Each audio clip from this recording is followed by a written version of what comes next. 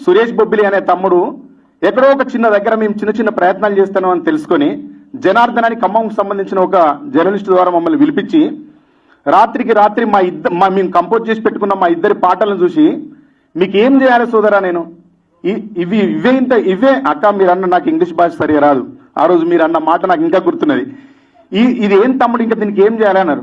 అక్క ఇది ఉత్త రఫ్ అక్క అంటే రఫ్ కట్టే టూ మచ్ ఉన్నది తమ్ముడు, ఇంకా దీనికి ఏం చేయాలన్నది. రఫ్ కట్టే టూ మచ్ ఉన్నది, ఇంకా దీనికి ఏం చేయాలి అన్నది. చేయాల్సింది ఉందాక అని చెప్పినాం. ఏం పాట తెలుసా అది?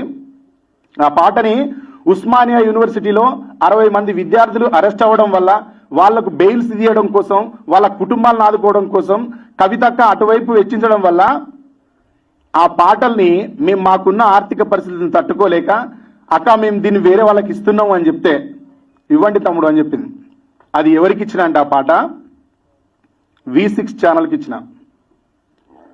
ఈరోజు V6 ఛానల్ నిలబడ్డ పాట కూడా ఈ కవితక్క పంపించిన పాటనే, ఈ కవితకి ఇచ్చిన ప్రోద్బలమే. అది కూడా ఆ పాట స్టైల్లో ఉంది, ఇది తెలంగాణ పాట ఎందుకు అవుతుంది అన్నారు. ఇది రెహమాన్ స్టైల్లో ఉంది, ఇది తెలంగాణ పాట ఎందుకు అవుతుంది అన్నారు. అన్నప్పుడు నేను అందరి దగ్గర తిరిగి విసిగిపోయిన తర్వాత టీ న్యూస్ లో, అప్పుడు రాజ్ న్యూస్ ఉండే, రాజ్ న్యూస్ లో ఒక సీడీ ఇచ్చిన. ఆ సీడీ జనార్దన్ అక్కకు వినిపిస్తే పిలిపించి మాట్లాడేటప్పుడు మాకు ఇంత సపోర్ట్ చేసింది. ఆ సపోర్ట్ చేసినప్పుడు ఆ పాటను తీసుకెళ్ళి నేను ఇస్తున్నా అంటే కూడా అక్క నన్ను ఒక్క మాట అనకుండా ఇచ్చే తమ్ముడు నీకు ఉపయోగపడుతుంది కదా కానిచ్చే అని చెప్పింది.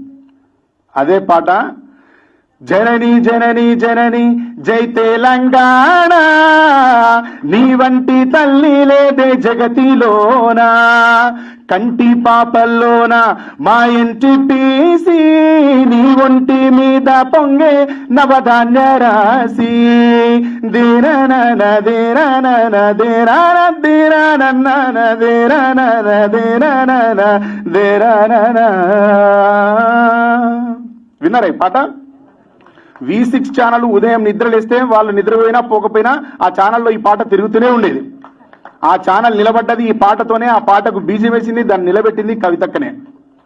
అక్కడ మేము ఆ పాట వేసుకుంటూ తిరిగినప్పుడు ఇది మన పాట కాదు అని అన్న వాళ్ళందరూ దాని తర్వాత బతుకమ్మ గురించే పాటలు రాసుకుంటూ వచ్చారు. బతుకమ్మ పాట రాయని ఛానల్ లేదు, కవి లేడు, గాయకుడు లేడు, తెలంగాణ అంతా బిజీ అయిపోయింది. నిజంగానే అది ఇక్కడి నుంచి ఎక్కడి దాకా పోయింది అంటే ప్రపంచ నలుమూలలో పోయింది.